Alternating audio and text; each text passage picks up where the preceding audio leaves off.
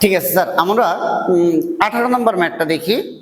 18 নম্বর ম্যাথে আমরা দেখতেছি এখানে কি দেওয়া আছে, এ থেকে বি পর্যন্ত একটা তরঙ্গ গেছে, সি থেকে ডি পর্যন্ত একটা তরঙ্গ গেছে, এ বি আর সিডি সমান বলে দিছে যে এ বি আর সিডি দৈর্ঘ্য সমান। এই জায়গাটার বেগ, এই তরঙ্গের বেগ দিচ্ছে 400 মিটার পার সেকেন্ড আর এই তরঙ্গের বেগ দিচ্ছে 350 মিটার পার সেকেন্ড।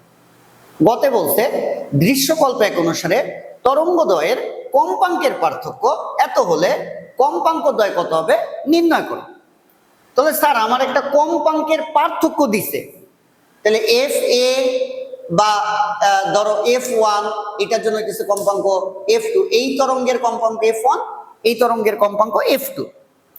তো এই দুটার বিয়োগফল দিচ্ছে 250। এখন F1 থেকে F2 বিয়োগ দিলে 250 নাকি F2 থেকে F1 বিয়োগ দিলে 250, এটা আমাদের জানতে হবে। তাহলে স্যার আমরা কি দিয়ে শুরু করতে পারি দেখো, এই যে এ বি এর ক্ষেত্রে স্যার আমরা এ বি এর ক্ষেত্রে এই যে এ বি এর ক্ষেত্রে V is equal to F lambda। Sir a b এর ক্ষেত্রে V1 is equal to F lambda 1। V1 কেন দিছি, কারণ এই জায়গার আর এই জায়গার বেগ ভিন্ন, কম্পাঙ্ক ভিন্ন, তরঙ্গ দৈর্ঘ্য ভিন্ন, এই কারণে V1 is equal to F1 lambda 1। Okay fine, V1 এর মান দেওয়া আছে স্যার, কত দেওয়া আছে V1 এর মান, এই যে প্রথম তরঙ্গের বেগ দেওয়া আছে 400 মিটার পার সেকেন্ড, তাহলে V1 এর মান লিখলাম 400 মিটার পার সেকেন্ড। F1 এর মানটা আমি লিখলাম এখানে, স্যার ল্যামডা 1 দেওয়া নাই। তাহলে দেখো এ বি এর ক্ষেত্রে দেওয়া আছে, বেগ দেওয়া আছে, F1 দেওয়া আছে, F1 বের করতে বলছে। ল্যামডা 1 কেমনে বের করতে পারি, আমরা একটা কথা জানি sir, S is equal to n lambda, S is equal to n lambda 1 দিলাম, তাহলে lambda 1 is equal to S divided by n, lambda 1 is equal to S দৈর্ঘ্য। স্যার এই দৈর্ঘ্যটা কত, এই দৈর্ঘ্যটা হচ্ছে যে এতটুকু দৈর্ঘ্য, এই দৈর্ঘ্যটা কত এতটুকু, তাহলে ওই দৈর্ঘ্যটা কতটুকু এটা কিন্তু প্রশ্নে বলে নাই, যার কারণে আমি এটা এসি লিখবো, কিন্তু এর নাম্বার ওই দূরত্বে কম্পনের নাম্বার আমি বলতে পারবো। দেখো স্যার এই দূরত্বটা দেওয়া নাই, আমি ধরে নিলাম এস। স্যার নাম্বারটা খেয়াল করো, এইখান থেকে এই পর্যন্ত একটা, এইখান থেকে এই পর্যন্ত একটা, এইখান থেকে এই পর্যন্ত একটা, দুইটা, আর এইখান থেকে এই পর্যন্ত একটা, তিনটা নাম্বার। তো স্যার এইখান থেকে এই পর্যন্ত একটা, এখান থেকে এই পর্যন্ত একটা, এখান থেকে এই পর্যন্ত একটা, তাহলে পূর্ণ কম্পন কয়টা স্যার, তিনটা। পূর্ণ কম্পন কয়টা, তিনটা। স্যার এইখান থেকে এই পর্যন্ত পূর্ণ কম্পন কয়টা, তিনটা। দেখো এইখান থেকে এই পর্যন্ত একটা, নাম্বারটা এখান থেকে এই পর্যন্ত একটা, দুইটা, তিনটা। তাহলে স্যার আমি কি করলাম, S by n নাম্বার হয়েছে 3। তাহলে আমি এটা সরি S না, এটা স্যার কি ল্যামডা 1, তাহলে ল্যামডা 1 সমান S by 3 লিখতে পারি। স্যার ল্যামডা 1 এর জায়গায় আমি কি লিখলাম, S by 3।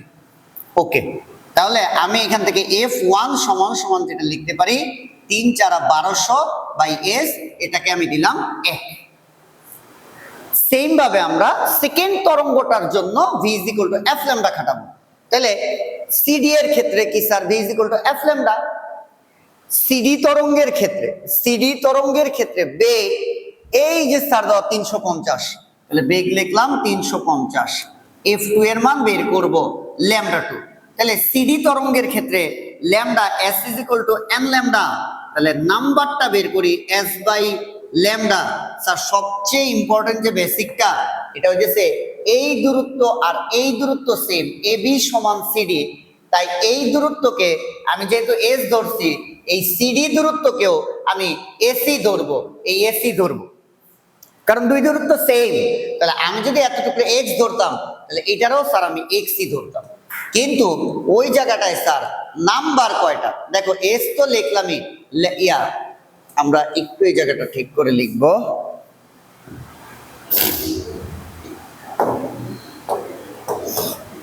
এই স্যার এটা হইতেছে কি, এই S is equal to n lambda, তাহলে আমরা ল্যামডা 2 সমান কি লিখতে পারি, S by n। S তো AC, AB এর ক্ষেত্রেও S, এই যে AB এর ক্ষেত্রেও S, CD এর ক্ষেত্রেও S। কেন, কারণ AB আর CD সমান দূরত্ব ধরে নিছে, আমি যদি এটা এক্স ধরতাম এটাও এক্স ধরতাম, কিন্তু আমার নাম্বারটা দেখো এখানে পূর্ণ কম্পনের নাম্বার কয়টা? 1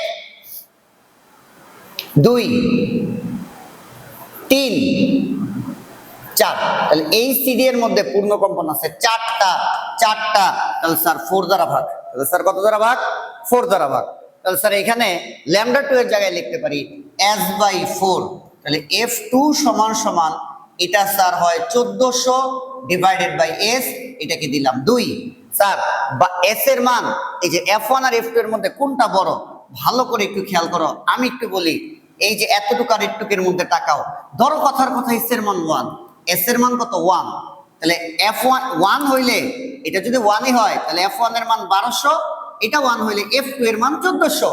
তাহলে বলো এবার f1 বড় না f2 বড়? এক্স্যাক্টলি f2 বড়।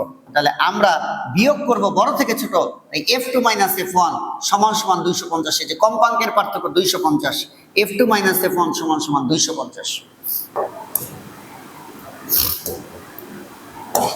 তাহলে স্যার f2 এর জায়গায় আমরা কি লিখতে পারি? f2 এর জায়গায় আমরা কি লিখতে পারি? f2 এর জায়গায় আমরা কি লিখতে পারি? f2 এর জায়গায় আমরা যেটা লিখতে পারি 1400 ডিভাইডেড বাই s। f1 এর জায়গায় কি লিখতে পারি স্যার? 1200 ডিভাইডেড বাই s সমান সমান 250। 1/s কমন নিলে 1400 মাইনাস 1200 সমান সমান 250। s সমান সমান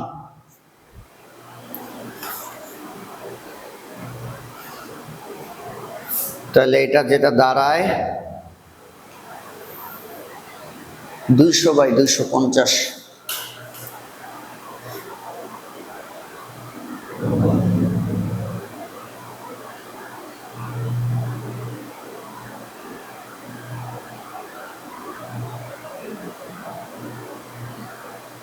দুইশো ভাগ 250, এটা স্যার দাঁড়ায় 0.8।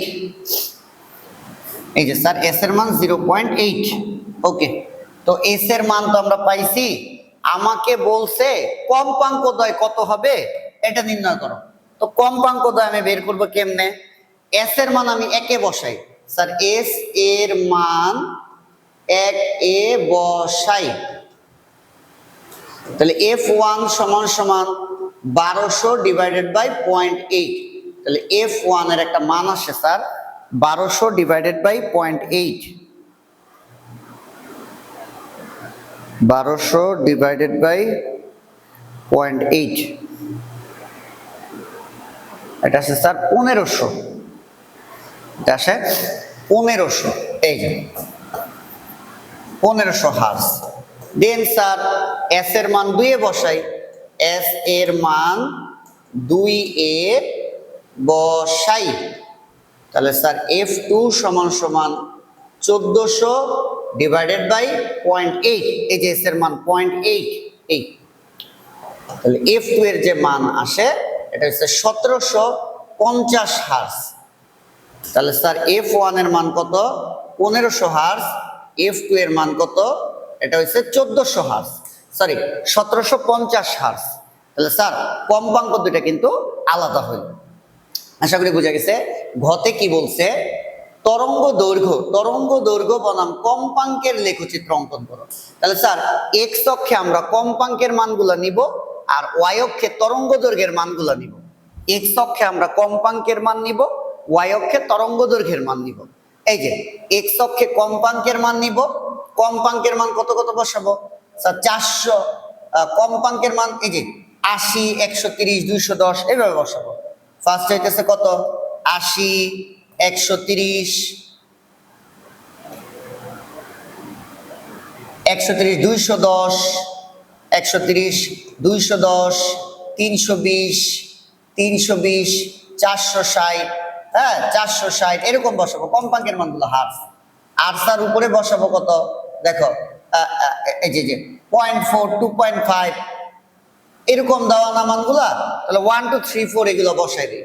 1 2 3 4 বসাই দিব। এই যে 1 2 3 4, 1 2 3 4। তাহলে স্যার এখান থেকে দেখো কিভাবে বসাবা।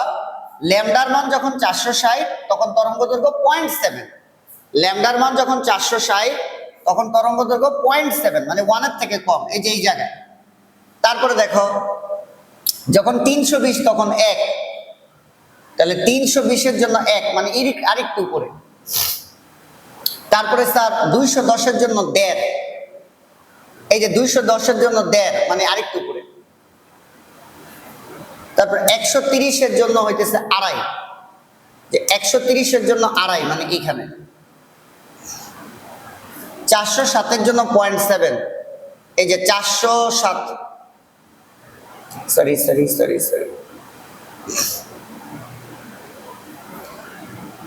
এই যে 80 জন্য হইতেছে 0.4, তাহলে যে 80 জন্য হইতেছে সরি 0.4 না 4, এই যে 80 জন্য 4, এই তাহলে এরকম শেপ একটা আসবে, খাতায় দেখবে আঁকলে এইরকম একটা শেপ আসবে, ঠিক আছে।